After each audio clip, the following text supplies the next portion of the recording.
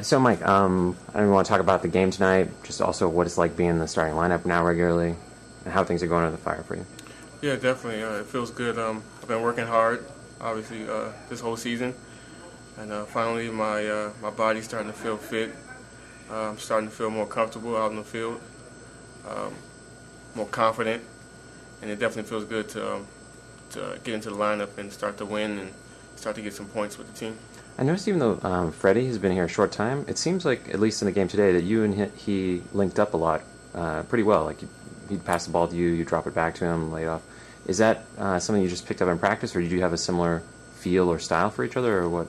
Yeah, first off, Freddie, he likes to pass. He comes from teams that like to pass the ball and knock the ball around. And also, we've talked about it numerous times during the week, during training. And that's, we talk about what we want from each other, what type of runs he would like to see from me, and how he's going to support me when I get the ball. So it worked out a few times. Has he already, in the short time he's been here, have you picked up anything from him? And I know also Neri's been even shorter time, but what have you picked up from some of these new players, especially these designated players coming in? Yeah, definitely. I've had the opportunity to play with quite a few designated players so far. Blanco, and then I consider McBride a designated player as well. But yeah, Neri and Freddie as well. They one thing I picked up is that they're very demanding, but of their teammates. But they also want their teammates to be very demanding of them, which is a good sign that they're not trying to be on top. They're not trying to be the superstar or whatever. They're here just to work hard, just like everyone else. Yeah, also, I guess along the lines of designated player, now that the MLS seems to get a large influx, like Henri tonight and a couple other, and Rafa, and maybe even more in the future, what's that like for you as a young guy? You started the league a couple years ago, and now suddenly like all these players that you probably watched growing up playing. What's that like for you every day coming and getting the starting 11 and play against these guys or with them?